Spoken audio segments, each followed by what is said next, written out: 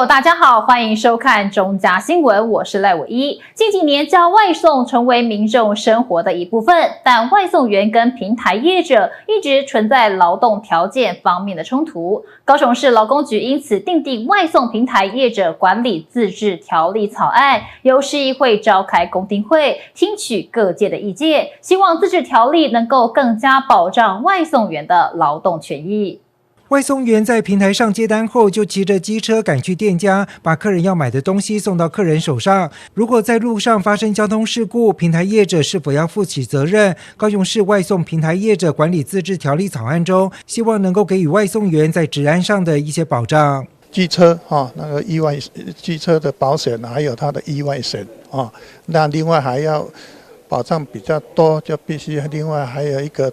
团体的意外险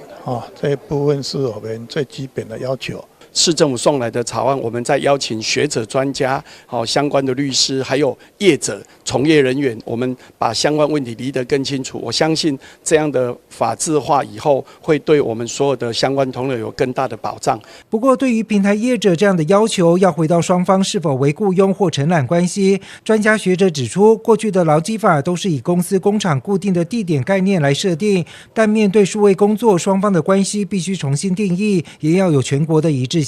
所以你去看治安法，那个规定的都是以工厂的概念为主，它一定是在固定地方。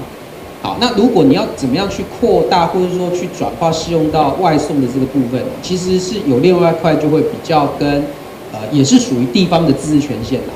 我们讲就是所谓的工商辅导管理的，我们称之为所谓的营业管制。由于从事外送员的人数逐年增加，平台业者也出现调降每一单的工资，因此在薪资部分，专家学者也认为应该给予外送员基本工资的保障。不过，令外送员更不满的是，被客人恶意弃单后，还得遭受平台停权，才是最没有保障的事。那所以其实外送箱它不是固定统一放在一个地方的，所以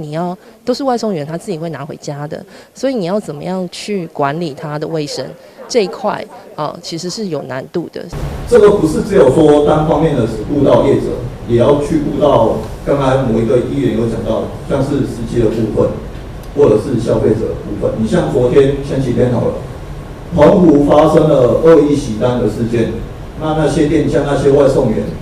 他们万一因为这样子被停权，谁要负责？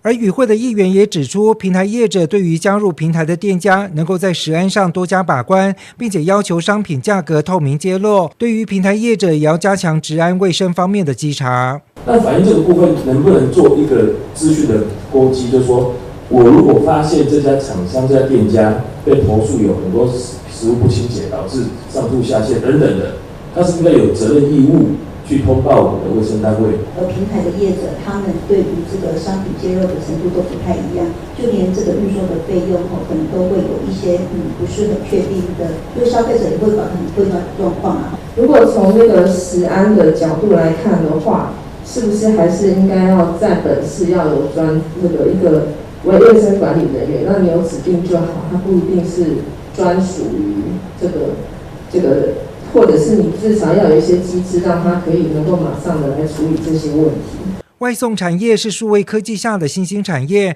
除了外送员和平台间的冲突之外，还有店家和消费者等多重关系。如何让高雄市的外送平台业者管理自治条例草案能够更加完美，还需要整合多方意见。记者王仲凯、赖昌邦高雄报道。台北市长蒋万安、桃园市长张善政、基隆市长谢国良、新北市代理市长刘和然齐聚2023远见高峰会，畅谈打造北台宜居生活圈的想法，回顾1年施政，展望未来跨域合作，打造城市生活风格概念。继北北桃合作的1200元交通月票，将城市相互连结成生活圈，创造经济产值近零碳排的成效。在打造宜居生活圈高峰论坛上，4位市长也对施政近1年的成果与展望侃侃而谈。未来在我任内，我要把台北市打造成第一 ，founder friendly city， 创业家友善的城市，我们全面动起来。第二， AI-driven smart city， 一个以 AI 为导向核心发展的智慧城市。第三，我也跟高岛市长讲，台北跟福冈市，以及之前我去首尔跟首尔市长面对面谈，包括之前到上海，我也跟这些城市讲，我们希望即刻来落实我们双方两座城市创业家创业基地共享计划，也就是双方两座城市的创业团队、创业家互访到各自城市，只要需要创业空间，co-working space， 我们都可以共享。我想我们即刻来落实。所以这是台北市未来发展的一个愿景，方向目标明确，所以可以创造我们首都圈1000万人口跟基北港4县市合作，一起努力。我上任以后，譬如说营养午餐免费，或是这个小学里这些中小学老师，这些非正式的老师啊，全年聘请，让这些学校教育能够水准能够提升，老师能够安心的教书。让这些劳工说，虽然我们没有办法直接去补贴他的薪资，可是他的这个，因为劳工相对都比较年轻，可能他们的小孩在就学，所以这个营养午餐不要在你家长负担，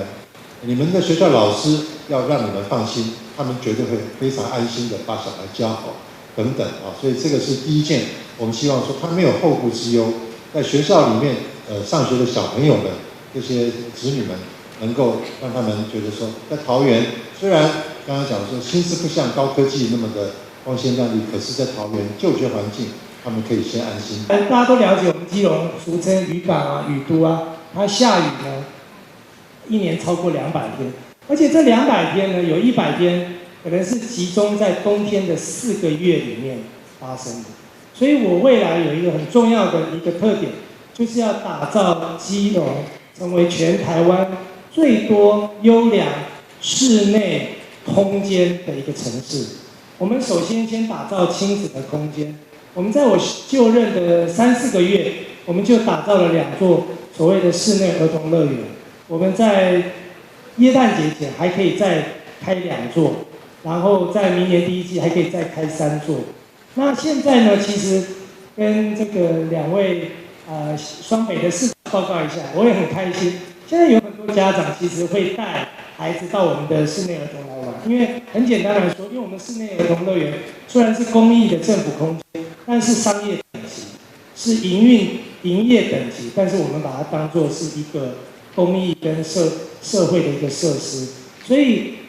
第一阶段我们希望打造亲子的，再来我们打造给成人的运动，以及大家都知道现在都很重视毛小孩。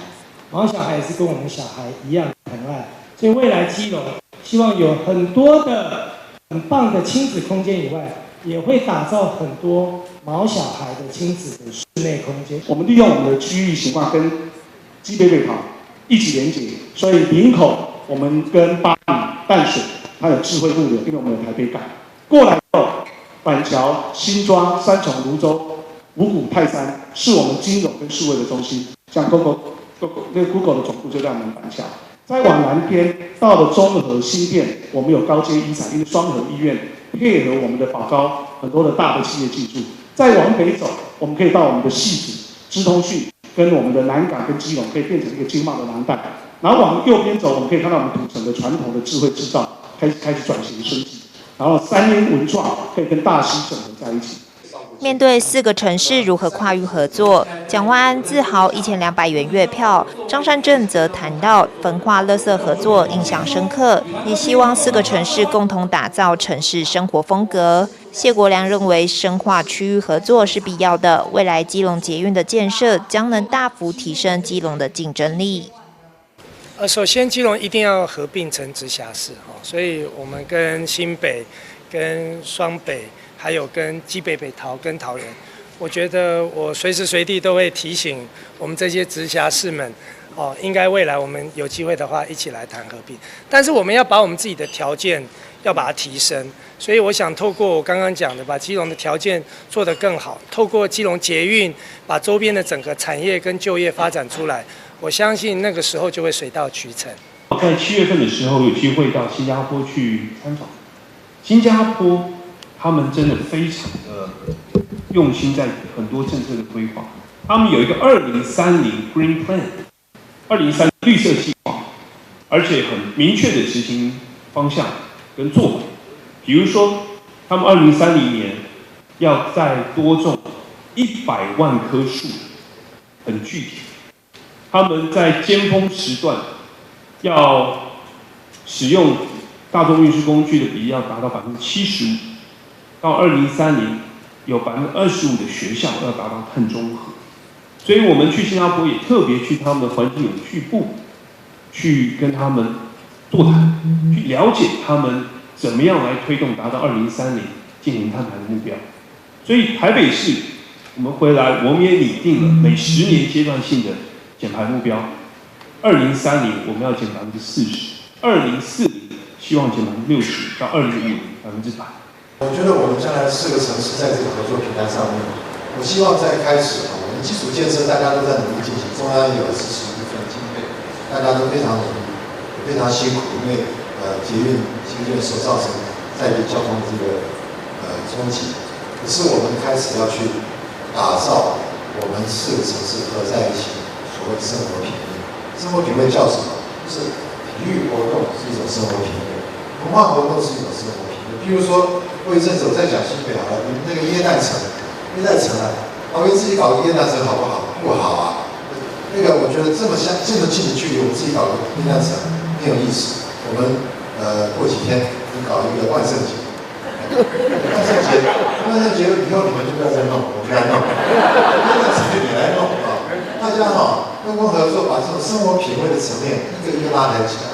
会后接受媒体联访时，被问到蓝白合议题，4人先尴尬微笑对视。张善政说没涉入细节，不便评论。蒋万安重申朝政党轮替目标前进。基隆市长谢国良则盼柯文哲、侯友宜面对面谈。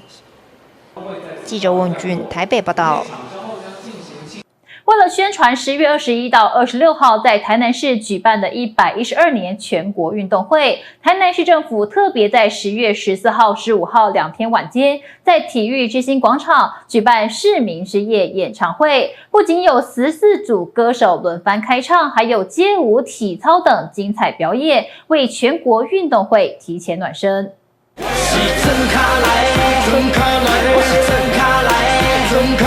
人气天团911台上开唱，将现场气氛嗨到最高潮。台南，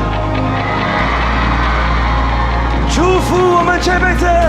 都不会再错过，爱人错过。另外还有歌迷期盼的金曲乐团告五人，让现场变成小型演唱会。我想要占据你，占据你的美，占据你的灵魂，却绝不后退。选秀节目出身的男团热情地在台上劲歌热舞，燃尽了烽火焰，纵人们征服也。创作型歌手也带来动听的歌曲。天黑请闭眼，爱在你身边。除了歌手，啦啦队女神林香等人也来了。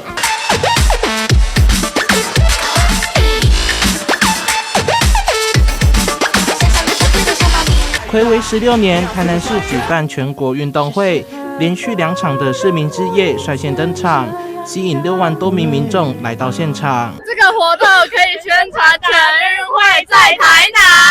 晚会当中，台南市长黄伟哲与4位台南金牌选手一起登台，除了抽出 iPhone 15、Switch 等大奖，也为全运会选手来加油。台上1分钟，台下10年功，是尤其要拿到金牌特别不容易，除了要非常努力之外，还有一点运气。黄伟哲表示，当运动员相当不简单，所以先唱一首《小幸运》，召唤幸运之神来加持。原来你是我最想留住的幸运，原来我们和爱情曾经跑掉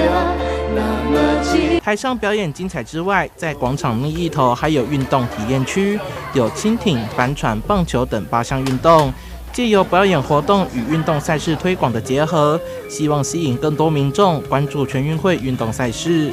记者台南综合报道。新北市政府3楼多功能集会堂在重阳节前夕应景上演112年敬老献艺歌仔戏，由副市长朱习之、市议会副议长陈宏源率局处首长跟议员们同台献艺，演出全新戏码《云开月明》，吸引近1000位长者一起欣赏好戏。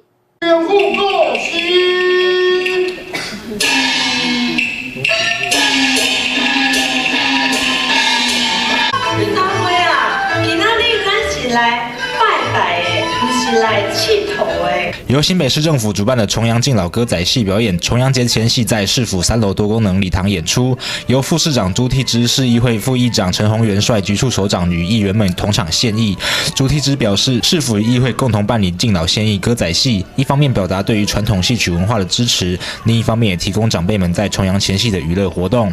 我们的重阳敬老歌仔戏，大家拢出欢迎，大家拢出介意啊！咱普安声甲大家鼓励一下好不好？今天我们很棒的一件事情是，我们这一次的戏是由我们黄静美老师，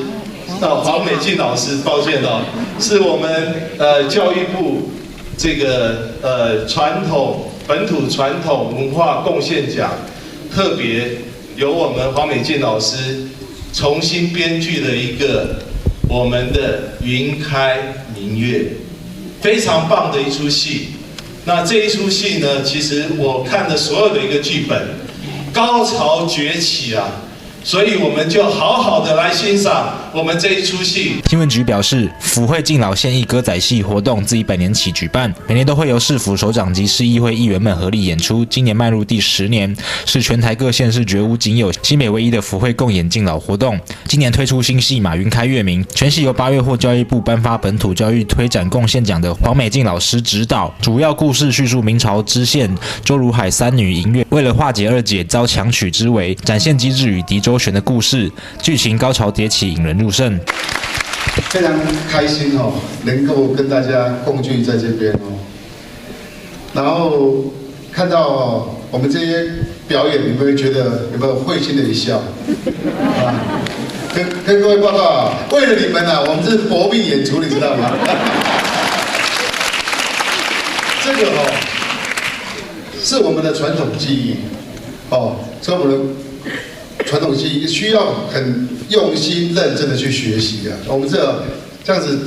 草草的上场就是有这种效果了。这样子哦，最主要是博君一笑啊，祝福大家哈，快乐健康，好不好？好。等一下，接下来的那个就是哦，真正扎扎实实的。请你们慢慢的欣赏。今年歌仔戏依然有多位议员跟局处所长粉墨登场，其中参演多次者如陈宏源副议长、刘美芳、白佩如等议员，及市议会王正元秘书长与市府研考会王瑞玲专委。首度登场的也有新北市副市长朱悌之、新闻局局长张爱金，新生代议员包括王威元、山田摩一、吕家凯、黄兴华、戴香怡等。演出踊跃并涵盖老干的新知，除让人耳目一新以外，也象征传统戏曲文化的传承生生不息。记者李根基新北采访报道。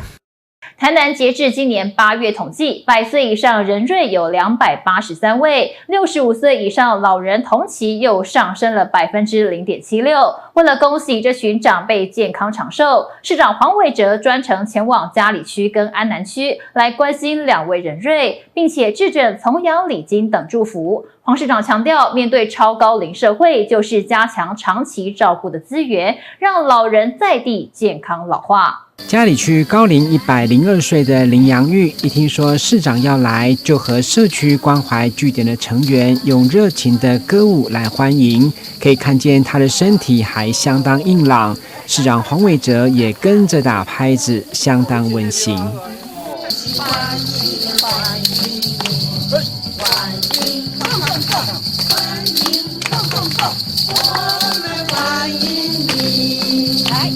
会中在许多至亲好友和明代贵宾的见证，市长也亲自替人瑞挂上金手片，并致赠1万元的重阳礼金、总统府的敬老状等祝福，成为今年重阳节最好的礼物。随后镜头转往安南区西兴里成长的仁瑞陈阳蔡燕，她在亲人陪伴、悉心照顾，仍然耳聪目明。听到市长要来，相当开心。我今年100空2岁。你较早市长今日要来看，有欢喜无？陈阳蔡燕早期也是务农，生活在农田环境相当清幽，加上饮食控制等等，长孙说就是他长寿的秘诀。注重饮食，他饮食的量控制得很好，然后最主要是住在这个地方就算是空气啦，还有整个空间都蛮适合的啦。他活到100岁，他还在巡视他的田野，然后看到草还会去拔，让我非常的感动。黄市长一到场就和阿嬷亲切恭喜问好，简单交谈也感受他的耳聪目明，讲话还很清楚。希望这份重阳礼金以及各界的贺礼可以让他幸福久久。面对超高龄社会，台南人瑞数已经283位。比例也是年年成长。市长强调，显示台南老人政策走在正确道路，一定会加强长照的资源，让老人健康老化。做老人家，通常老年长都是卧床，我们不希望这样，希望他们健健康康的。像我们今天看到陈玲、蔡燕，还有之前我刚刚去家里看到102岁的杨林玉他们其实都老人家都还能出外面走，然后跟家里面相处得很好。那这个部分就是我们要追求，也希望说能够让更多老人家得到了照顾。所以说，这老人家100岁人瑞增加，那表示事实上我们对于老人的政策是走向正确的道路。我们希望说能够让增加更多老人家，没关系，金牌这个还有这个礼金赠送没有上限，只要我们老人家那个健健康康、快快乐乐就好。老人健康就是晚辈的福气。社会局表示，今年65岁以上长辈重阳礼金1000元，将于10月19号用汇款的方式入账，让老人欢喜满足过重阳。记者郭恩吉台南报道。基隆市政府社会处举办的112年钻石婚、金婚以及红宝石婚表扬活动，在基隆长荣桂冠彭园婚宴会馆举行，总共有来自7个区155对结婚40年以上的夫妻出席参加，最长的婚龄有60年。基隆市长谢国良以及基隆市议会议长童子伟都亲自到场祝贺表扬。结婚60年的汪慧明和刘玉珍显伉俪，在基隆市长谢国良、基隆市议会议长童子伟和多位基隆市议员等人陪同下，一起切下3层蛋糕，象征所有夫妻永浴爱和情牵一世情。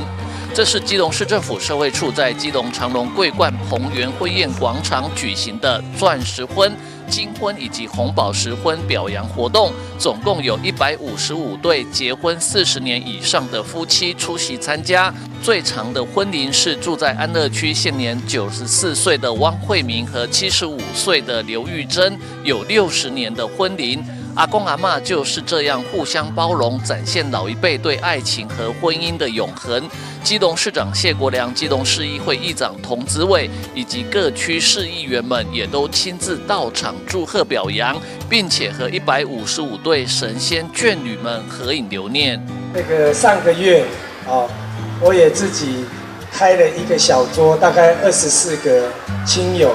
庆祝我的结婚10年了。那所以我结婚10年，我都觉得好像还不太容易没想到在座的长辈这样几十年如一日创造幸福快乐的家庭生活。所以在座的各位，你们才是我小爱爸爸跟我们家小爱还有他妈妈我们最敬爱跟尊敬的长辈。所以我今天是怀着崇高的敬意来参加今天的钻石婚、宝石婚跟金婚的庆祝活动，也祝所有的长辈，现在年纪大了健康真的很重要。我们家里的长辈，我们也是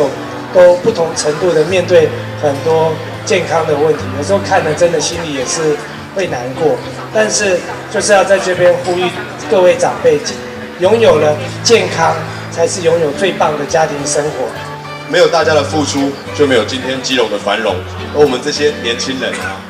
不只要向大家学习持家的经验，也要向各位打造更安心生活的环境。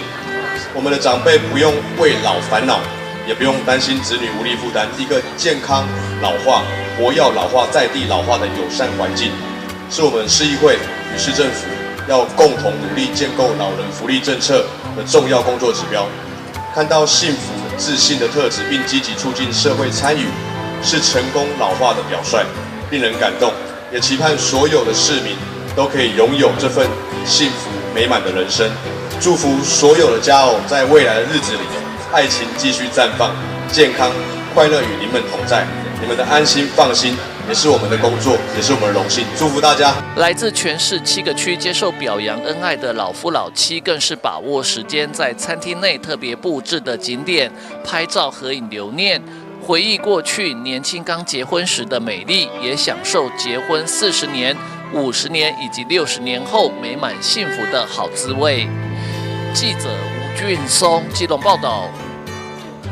台南市家庭教育中心在台江文化中心办理心心相连甜蜜蜜家庭日活动，吸引许多市民合家到场参与。许多新住民家庭更穿着母国服饰、亲子装，以及搭配万圣节创意装扮盛装出席走秀。教育局长郑兴辉也化身灭蚊战士，呼吁市民一起落实家务工作，寻道清刷。我们来迎接幸福列车！耶！幸福列车启动，台南市112年度心心相连甜蜜蜜家庭日，15日就在台江文化中心热闹登场。活动邀请许多新住民家庭参与，在现场摆摊介绍家乡的特色美食以及文化艺术。举办的活动的给新住民都很好，我希望每年都要这样的活动。为什么？我们的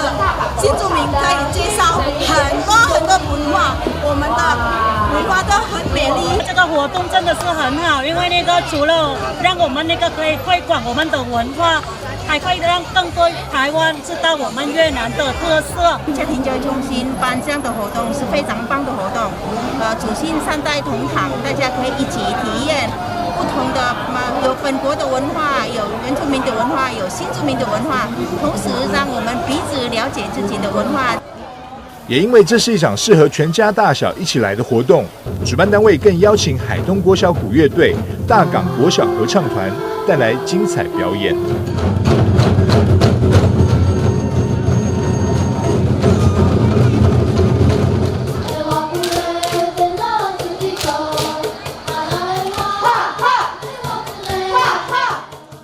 除了学生的演出，在现场还有小丑剧场、魔术表演以及川剧变脸等，同时也有闯关游戏、市府机关宣导，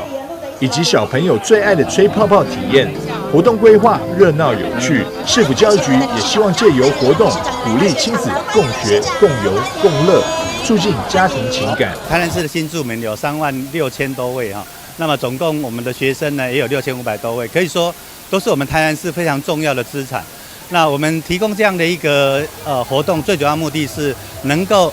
这个一方面让新住民的家庭能够有这样的户外那么活动的一个机会，另外最重要的是能够倡导幸福家庭日。我想家庭是孩子一个最重要的一个教育场域，也是第一手的学校。那有一个温暖而且温馨的家庭，就可以培养出我们身心灵都健康的一个家庭的孩子，我想这个是非常重要的。不只有趣味的活动，主办单位台南市家庭教育中心也安排了抽奖，让完成闯关的亲子家庭试手气。台南市家庭教育中心主任张冰英表示，期望心心相连甜蜜蜜家庭日活动可以教导下一代学习尊重与平等看待不同文化族群，实现爱从家出发、关爱无距离的理念。也祝福大家在这个丰富多元的活动中，度过一个有意义而且温馨的团聚时光。记者张硕维采访报道。国小迷你足球赛基隆场在五堵国小热血开踢，同时举行人工草皮球场启用仪式，带您一块到现场来瞧瞧。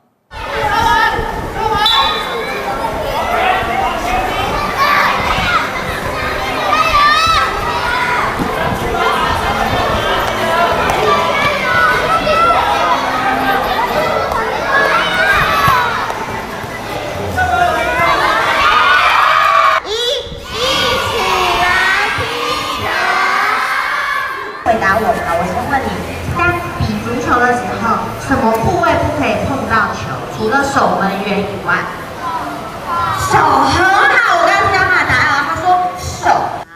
这个超可爱的迷你足球赛在五堵国小展开，参加队伍有36队，幼儿组24队，国小组计12队报名。为了提供小朋友在足球运动有更安全、友善的环境及训练品质，市政府在硬体设施上花了近600万，新建本市第2座人工草皮球场。我们基隆市非常的荣幸，然后现场看到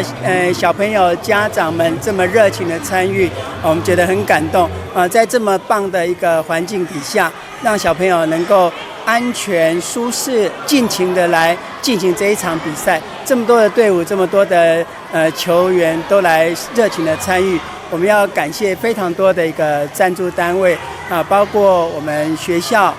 以及我们迷你足球协会，还有我们很多的赞助单位，大家共襄盛举，促成这么棒的一个活动我要代表基隆市政府对大家表示谢意，谢谢大家。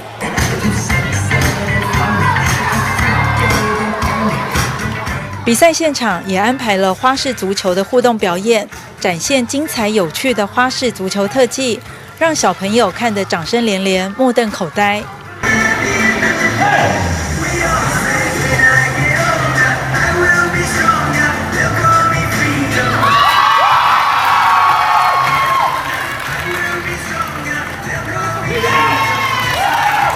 小朋友基本上经过训练后，大概2到3年就可以做一个表演了。对，那我自己本身因为学蛮多东西，所以我前后大概练了快10年。对，那小朋友的技巧来说，因为小朋友刚学，那所以他其实很多东西是有潜力的。对，他的方向不一定有一个制式的方向，就可以按照小朋友自己他擅长什么，那他可以做什么事情的东西。对。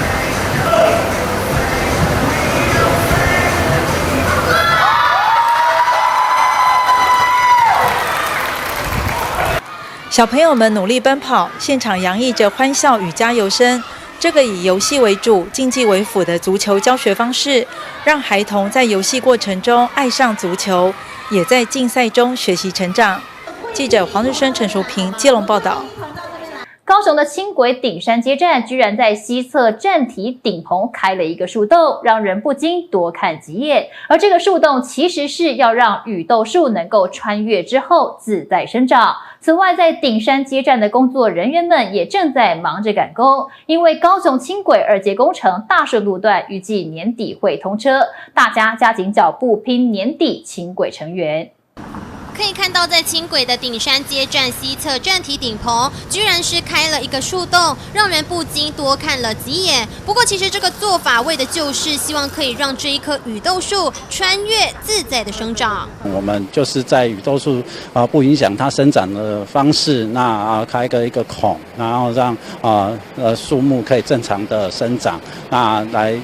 就是说，让这个雨豆树的生长环境不会受到影响。这是以站就树，也是轻轨38个车站里唯一的一个树洞，让人看了感觉相当疗愈。不过也有民众认为，若是下雨或台风，怕会有所影响。对那个树木的保护也有做到作用了只是说差在说它开口的时候，怕就是下雨或台风的时候，可能会比较有影响到这些那个轻轨的设施之类的。我如果以我照我经常骑的路线来讲的话，是确实只有这个树洞而已但是就是怕是说，就是万一风大的时候，可能要做一些防护之类的可能性比较好。经过讨论之后，高雄轻轨大顺路段206棵雨豆树，只有迁移了13棵，其余保留。除了保护树木之外，也借此美化环境。有些树木它本身的生长的方向，或者是它已经侵入到那个轨道的范围里面了，会影响到行车安全。那为了维持整体运作的顺畅，还有那个车辆就是列车行进的安全的这部分，那所以真的是不得已的时候，那我们就是报请数资会这边同意，那我们来做一个迁移。在顶山街站的工作人员们忙着赶工，因为高雄轻轨2阶工程大顺路段预定在年底的时候就会通车，并预计10月下旬完成轨道铺轨，届时就会先让大顺路与各横交路口，像是民族九如等全数开通，再朝着年底成员的目标继续努力。目前进度已经到达了96.26左右，那持续的在加紧进行。那预估10月底那个大顺路的周边的横向的道路这部分就会全数的来开通。工作人员们加紧脚步，轻轨2阶全力赶工中，为的就是要拼年底能够成员。记者郑光佩、钟淑婷高雄报道。高雄市正义火车站位在凤山等3区交界处，每天的载客量相当庞大，使得附近停车位供不应求，造成违停乱象产生。针对车位不足的问题，周边地区里长跟市议员也呼吁交通局应该要规划更多停车空间，以满足民众需求。沿着人行道，一辆辆违停的机车大排长龙。位于凤山林雅三民区交界处的正义火车站，由于每日庞大的载客量，造成车站附近停车一位难求的情况，尤其以机车格的需求量最多，长久下来也影响到民众的停车权益。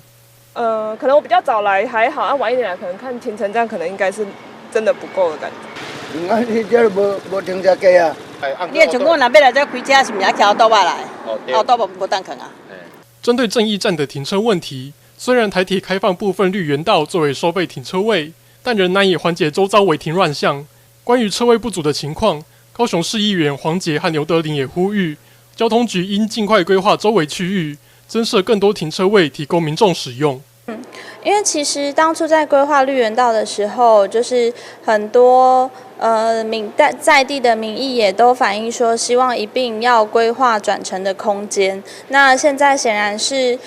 已经超出当初预期的规划，所以我也希望说。市府这部分在周边转乘的部分，既然我们愿意增加搭火车、搭捷运，然后透过大众运输的人变多了，那你周边转乘的空间也应该要增加才对。针对了我们刚刚讲凤山整个的新建完成之后，它整个的停车跟它整个车辆的动线呢，都是有所缺失。尤其今天来讲，现在你看到没有？从这个火车站出来。整个广场里面哪有一个用这个纽泽西护栏给它护住的？这个动线一直对铁道局、铁工、铁道都有反映。那另外就周遭的一个车辆的一个行驶的动线也有它的问题，包含它的停车的这个站体、它的停车格跟汽车停车格都有这个问题。正义车站作为高雄市铁路的重要枢纽。附近停车位规划也是不可忽视的一环，周遭地区里长也反映，车位不足的问题容易降低民众搭乘火车的意愿，也期盼交通局能妥善规划停车空间，不只缓解停车需求，也能鼓励民众搭乘大众运输。记者王仲凯高雄报道。桃园市政府跟国立自然科学博物馆共同合作，在桃园市土地公文化馆举办妖魔鬼怪速速退散不一样的对话民俗反毒特展，不仅结合西方名画，以哭诉方式比对名画主角吸毒前后的样态，也以民俗画跟鬼怪画的画作呈现各种常见毒品，透过有趣的方式让大家了解吸毒可能造成的危害，希望协助更多年轻朋友建立良好的反毒观念。3、2、1，妖魔鬼怪速速退散不一样的对话民俗反毒特展在桃园市土地公文化馆登场。桃园市政府跟国立自然科学博物馆共同合作，推出结合西方名画以哭诉方式比对名画主角吸毒前后的样态，也以民俗画跟鬼怪画的画作呈现各种常见毒品的反毒特展，希望借此协助更多年轻朋友建立良好的反毒观念。今天是由我们教育局还有我们的自然科学博物馆一起主办的这个反毒宣导的特别活动那大家可以看到在我后面的背板呢其实就是我们由科博馆的这些专家们呢他们制作了很多精美的图画，杨博士那包括把这个蒙娜丽莎呢你会看到他吸毒以后会变成什么样子那这些过去在画中的人物呢会因为做了这些巧妙的安排那这个活动已经办了好多年从108年一直办到现在那我们未来也会希望藉由这样有趣的活动有趣的图画，让更多的我们的年轻人包括国中生、高中生都能够了解这个反毒其实是非常重要的事情。桃园副市长汪明炬表示，很多青少年可能不了解毒品对身体的危害，也以他医生的专业分享吸食毒品的后遗症，希望同学们可以透过充满趣味的特展，了解毒品的可怕跟种类，远离毒品之外，也要保护自己。那毒品对于大家身心的危害非常大只是年轻人可能一时不知道也许好奇也许被朋友引诱或是吸引但是其实对他的健康非常严重的伤害我个人是医师有些人他吸这个安非他命或者是 K 毒K 他命，它会造成他一辈子可能身心尤其是像泌尿系统非常严重的伤害几乎是残废的状态。大家不知道所以我想我们要借由这样的特展让更多人了解这个毒品危害很大一定要能够不要接受它的引诱那我们怎么样让更有趣的方式让更多人能够接受这我们会来继续努力也希望这次的展览能够顺利成功，也欢迎各位家长们还有学校的老师们多多带小朋友到这个我们的土地公文化馆来参观这样的展览。教育部自108年起跟法务部、内政部、卫福部密切合作，并且结合科博馆专业策展专长，策划反毒教育特展，希望让反毒教育走出学校，同时也推出教材分送到各区学校，让不能参观特展的孩子也能够了解反毒知识。为的就是希望说，我们反毒的工作不是只在学校推动，我们更希望能够走出校园，走出教室。我们到各个地方去，让民众以非常亲近、非常容易的方式来知道相关毒品的这些知识也就是达到我们行政院这边的反毒政策纲领里面，教育部我们负责的这个试毒的这个工作的项目我们把这个特展的内容从前2年有关于一些名化的这个反毒教育的这个特展内容，做成一些教案教材。那我们送到全国各地的学校，不管是在偏乡或是在都会，学生如果没有办法来看特展的，也可以透过教案教材的方式来知道这里面我们所要传达的一些重要的反毒的一些重点的知识要魔鬼怪速速退散，不一样的对话民俗反毒特展，从即日起展到11月1号，在桃园市土地公文化馆4楼登场，邀请大家一起来看展，透过趣味名画跟民俗主题的反毒作品，让反毒意识扎根。记者赖伟一桃园报道。高雄市劳工博物馆末代矿工摄影展正式开展，透过一幅幅矿工的影像以及策展人的导览解说，一起回顾那段坚韧且辛酸的采煤劳动史，跟末代矿工如何争取权益，以及打造保存矿工文史的历程。末代矿工摄影展邀请台北科技大学郑怡文副教授担任策展人，并与合同矿工文史馆合作，将矿工文史馆整理累积的文物、摄影作品及北科大成果串联，透过近30位参展者的见证与视角，用影像穿越时空，并交错呈现与末代矿工有关的劳动史。这次的主题末代矿工摄影展由5个子题组成其实想要说的是一个关于矿工末代矿工出坑跟重生的故事。那这5个子题，第一个是末代的浮现在谈末代是怎么回事。那另外一个主题就是末代的呐喊、末代的见证，还有末代的再造与共创，然后末代的期盼。我们是希望透过这5个子题，述说一个末代矿工出坑与重生的故事，然后希望这个矿业的劳动文化能够继续的发扬光大。尽管台湾早就没有煤业了，但是呢，过去4、5年来，有一群老矿工在猴硐努力的把这个矿业的文化保存下来。那我们透过这个展，一方面是希望让更多人知道他们的努力，也希望这个透过这个展能够让矿业的劳动文化能够永续发展、传承下去。这就是为什么我们办在高雄劳工博物馆馆最主要的目的，希望透过南北两地的馆串联让劳动文化能够继续的发扬光大。透过一幅幅的矿工影像，一起回顾那段坚韧且辛酸的采煤劳动史，与末代矿工如何争取权益及打造保存矿工文史的历程。我23岁做到31岁，伫炭坑内底做7年。我迄当阵伫炭坑内是算上少年的，凭我较少年人就真少，所以讲炭坑内底像阮姊演的算上尾大的炭坑工人，佮去哩拢80几岁、90岁啊。像炭坑工人讲正经村无偌济人啊，但是炭坑工人迄当阵对台湾的贡献是足大。1940到1960年，迄当阵台湾的经济是靠土炭发展嘛，迄当阵火车嘛要用土炭，部队乡煮饭嘛要用土炭，所以讲迄当阵土炭对台湾的经济是足重要的物啊。但是这段故事拢无啊。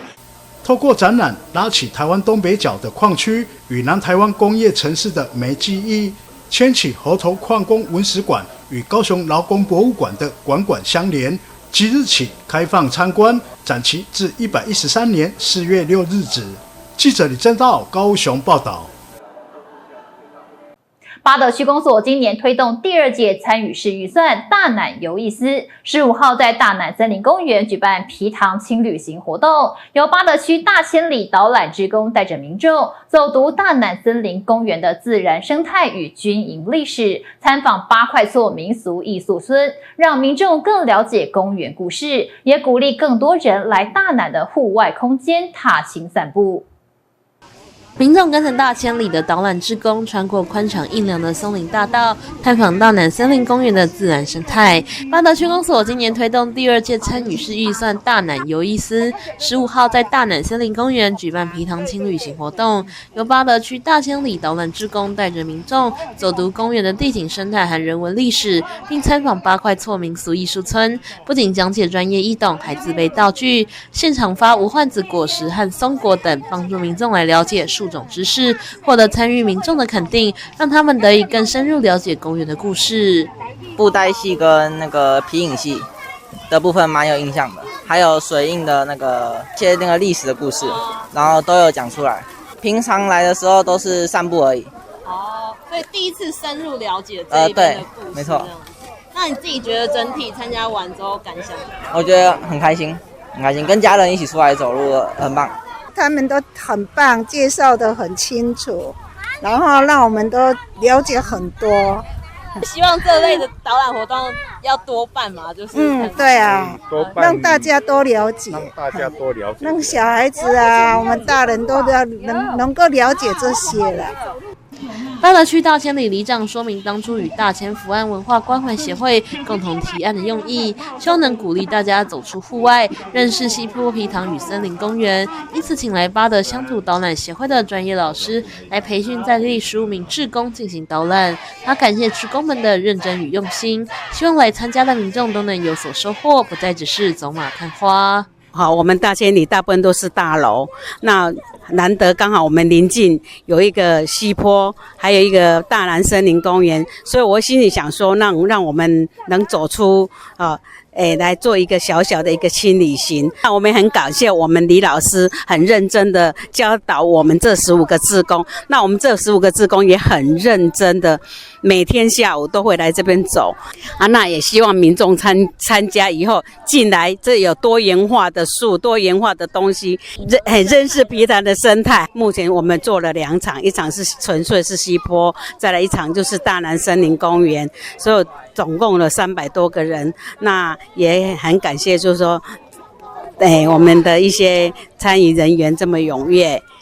导览志工们也感谢社区和公所，让他们有机会贡献一份心力，推广家乡美景给更多人认识，而且自己也从培训课程中收获良多，不仅增进环境教育知识，还交到一群好朋友，下课后都会互相约来公园练习导览技巧，而顺利带完解说也让他们感到很有成就感。我们很棒，我们很棒，大家都很棒，因为对这个环境很舒服。然后呢，想介绍给各位有没有来过的，或者是有来过的朋友，来跟在这里来接触这个大自然。那同学们呢，我们都很认真，然后呢还会自己找时间来互相的一起去学习，一起说，学究，你有没有空？谁有没有空？然后一起来互相来学习，然后这样子练习。我们今天这个活动要感谢我们的里长。